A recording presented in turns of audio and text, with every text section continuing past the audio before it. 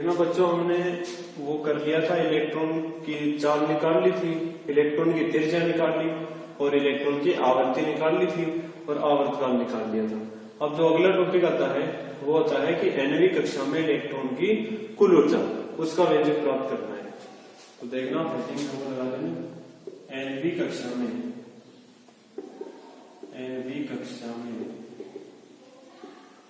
Electron की कुल ऊर्जा,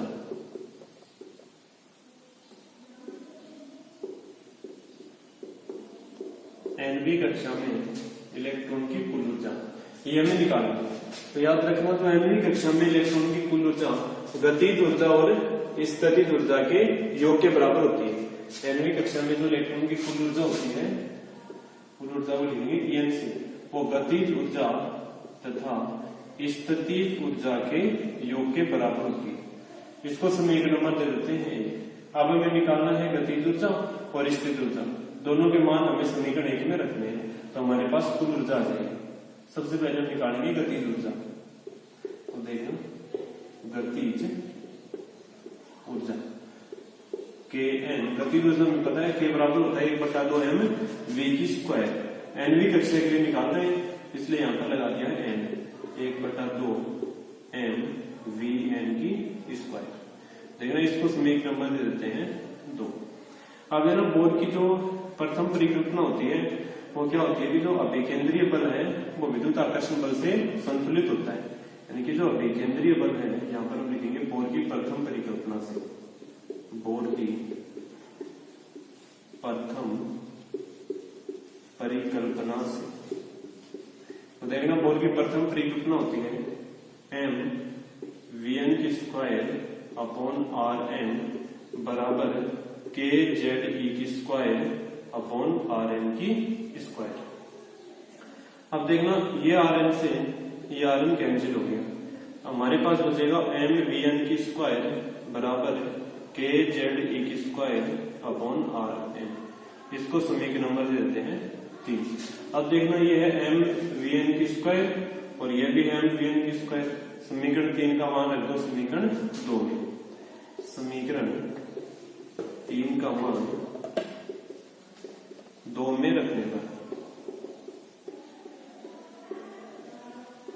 समीकरण 3 का मान रखेंगे समीकरण 2 में, तो अपने पास वो गतिज ऊर्जा आ जाएगी Kn बराबर 1/2 mvn², यानी कि kZe²/Rn। अब हमें Rn का मान हमें पता ही, हमने निकाल लिया था त्रिज्या। Rn बराबर होता है ε0 n²h²/πmze²।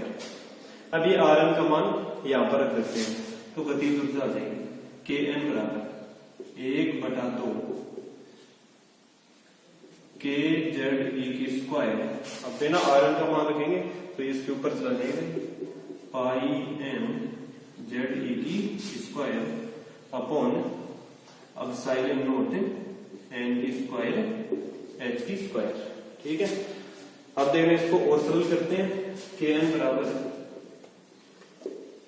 1/2 इंटू ये है K, देना एक Z ले रहा और एक Z ले रहा, ये आ गया Z की स्क्वायर, तो ये e² और e² हो गया e⁴ और एक बचा है m और एक बचा है पाई, ये आ गया m पाई। तो ये K आ गया, Z को Z से गुणा कर दिया Z की स्क्वायर, ये e⁴ और m पाई अपॉन ε0 n²h²। अब हमें K का मान पता है, वो K का मान रख सकते हैं इसमें।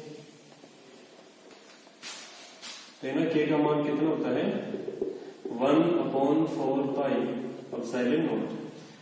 रखते हैं इसमें K का मान, और जो गतिज ऊर्जा वो कितनी आएगी 1/2 पहले से दे रखा है, इंटू में Z की स्क्वायर, पहले m पाई लिख लेते हैं, m पाई Z की स्क्वायर e⁴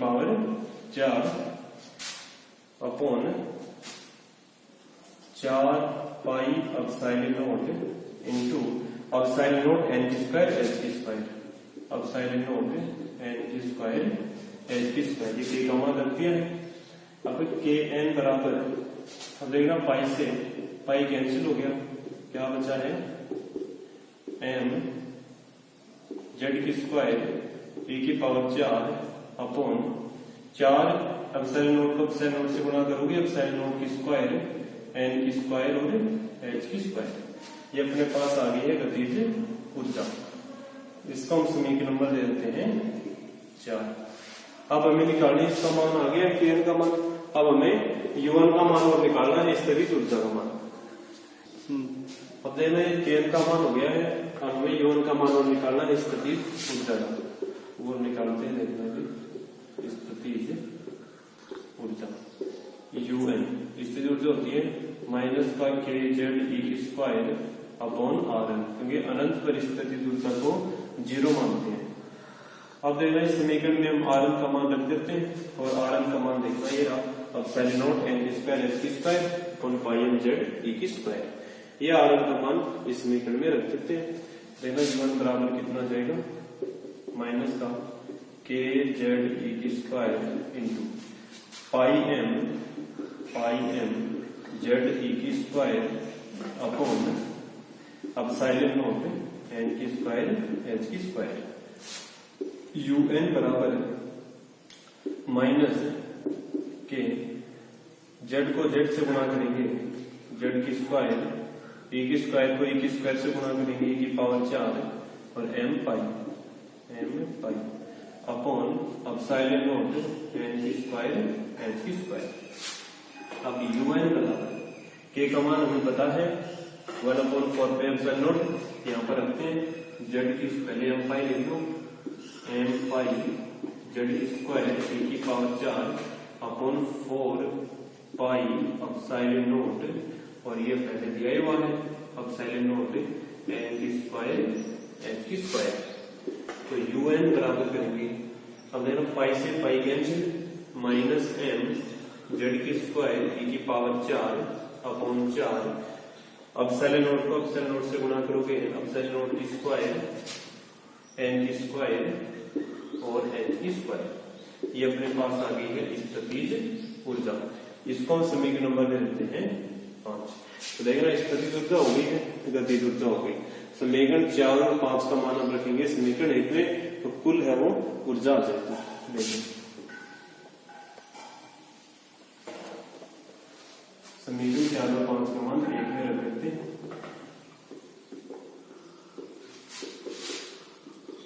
मान 1 में रखने पर तो देखना समीकरण 1 अपना En बराबर Kn प्लस UN, तो En बराबर Kn का मान आ गया, ये रहा समीकरण 4 से 1/2 m जेड की स्क्वायर ई की पावर 4 अपॉन 4 एप्सिलॉन नॉट की स्क्वायर एन की स्क्वायर एच की स्क्वायर, प्लस और यहाँ पर माइनस दिया हुआ है, तो प्लस माइनस एम जेड की स्क्वायर ई की पावर 4 अपॉन 4 एप्सिलॉन नॉट की स्क्वायर एन की स्क्वायर एच की स्क्वायर, 4 7 एन की स्क्वायर एच की स्क्वायर। अब देखना आगे En बराबर, इसमें कॉमन ले लेते हैं, ये देखना ये इसमें भी है और ये इसमें भी है, इसको कॉमन ले लेते हैं, तो En बराबर आएगा m जेड की स्क्वायर ई की पावर 4 अपॉन 4 एप्सिलॉन नॉट की स्क्वायर एन की स्क्वायर एच की स्क्वायर। अंदर बचेगा 1/2 माइनस 1। अब देखना आगे En बराबर है, इसको हम सरल करेंगे तो लघुत्तम इसका आ जाएगा 2, तो 1 माइनस 2 यानी माइनस का बचेगा, तो माइनस का 1/2 बच गया इंटू में m जेड की स्क्वायर ई की पावर 4 अपॉन 4 एप्सिलॉन नॉट की स्क्वायर एन की स्क्वायर एच की स्क्वायर।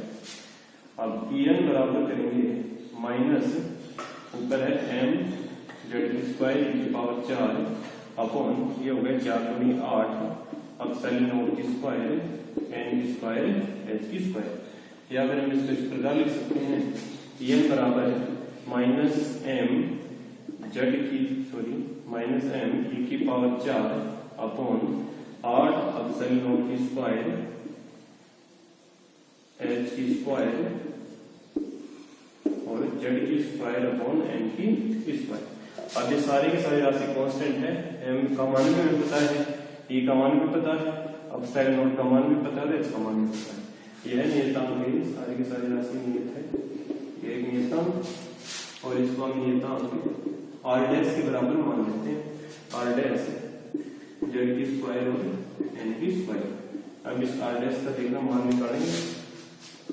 आर डैश बराबर हमने माना है एम ई की पावर 4 अपॉन 8 एप्सिलॉन नॉट की स्क्वायर एच की स्क्वायर। अब देखना ये आर डैश है नियतांक है, नियतांकों के हम मान रखेंगे। तो ये जो पूरा का पूरा ये मान है वो नियत है, ये नियतांकों के हम मान रखेंगे। तो देखना आर डैश बराबर एम का मान है 9.1 गुणा 10 की पावर माइनस 31 इंटू ई की पावर 4 यानी 1.6 गुणा 10 की पावर माइनस 19 की पावर 4 अपॉन 8 एप्सिलॉन नॉट का मान है 8.85 गुणा 10 की पावर माइनस 12 की स्क्वायर इंटू 6.62 गुणा 10 की पावर माइनस 34 की स्क्वायर। इसको हम सरल करेंगे तो आर डैश का मान वो आएगा 2.179 गुणा 10 की पावर माइनस 18 जूल। अगर इस जूल को हम इलेक्ट्रॉन वोल्ट में बदलेंगे तो 1.6 गुणा 10 की पावर माइनस 19 से भाग देते हैं। 2.179 गुणा 10 की पावर माइनस 18, इसको इलेक्ट्रॉन वोल्ट में बदलेंगे तो 1.6 गुणा 10 की पावर माइनस 19 इलेक्ट्रॉन वोल्ट। इसको सरल करेंगे तो आएगा 13.6 इलेक्ट्रॉन वोल्ट। अब ये आर डैश का मान इसमें रख देते हैं तो En बराबर अपना आ जाएगा माइनस 13.6 जेड की स्क्वायर अपॉन एन की स्क्वायर। ये मान आएगा इलेक्ट्रॉन वोल्ट में। अगर हम हाइड्रोजन परमाणु के लिए करेंगे, हाइड्रोजन परमाणु के लिए तो हाइड्रोजन परमाणु हमें पता है परमाणु क्रमांक 1 होता है। तो En बराबर माइनस 13.6 अपॉन एन की स्क्वायर इलेक्ट्रॉन वोल्ट। यह आ जाएगी 9वीं कक्षा में इलेक्ट्रॉन की कुल ऊर्जा। तो देखना जो 9वीं कक्षा में इलेक्ट्रॉन की कुल ऊर्जा का व्यंजक आ गया है En बराबर माइनस 13.6 अपॉन एन की स्क्वायर इलेक्ट्रॉन वोल्ट। अगर हमें प्रथम कक्षा की जो ऊर्जा निकालनी है तो n बराबर 1 रखेंगे। प्रथम कक्षा की ऊर्जा निकालनी, प्रथम कक्षा की ऊर्जा तो n का मान कितना रखेंगे, 1 रखेंगे। तो E1 बराबर कितना आएगा माइनस 13.6 इलेक्ट्रॉन वोल्ट। ये प्रथम कक्षा की ऊर्जा आ गई। अब दूसरी कक्षा की ऊर्जा, दूसरी कक्षा की ऊर्जा तो दूसरी कक्षा की ऊर्जा के लिए n बराबर रखेंगे 2। तो अपने पास E2 बराबर आएगा माइनस 13.6 और 2 दूनी हो गए 4 और ये सारी की सारी इलेक्ट्रॉन वोल्ट में आएंगी। तो इसका मान ये आ जाएगा माइनस 3.4 इलेक्ट्रॉन वोल्ट। अब है तीसरी कक्षा की ऊर्जा, तीसरी कक्षा की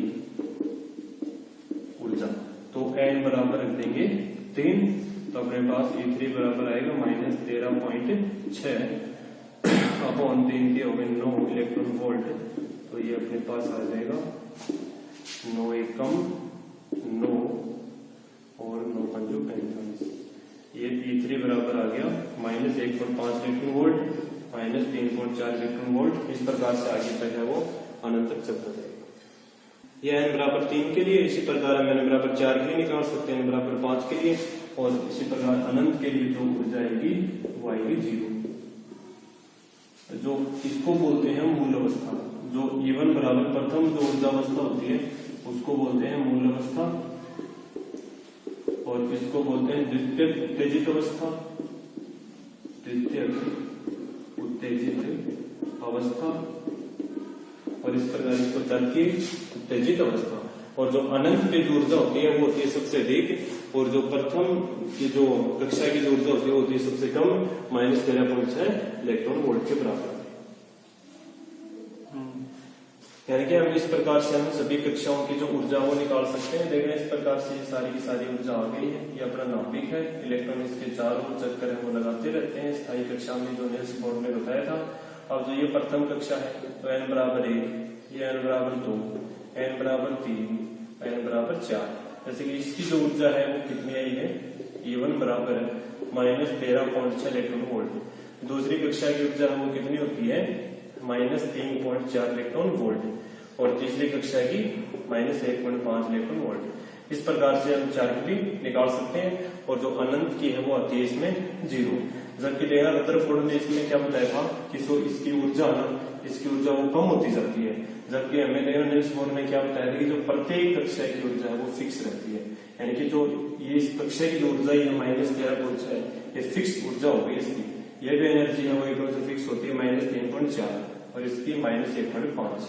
इसलिए जो इलेक्ट्रॉन है वो इसके चारों स्थायी कक्षा में चक्कर लगाता है और इलेक्ट्रॉन नाभिक के अंदर नहीं गिरता, और जो परमाणु का स्थायित्व वो बना रहता है। जबकि ये बात रदरफोर्ड ने नहीं बताई थी। और अब कल हम पढ़ेंगे वो हाइड्रोजन परमाणु का रेखीय स्पेक्ट्रम।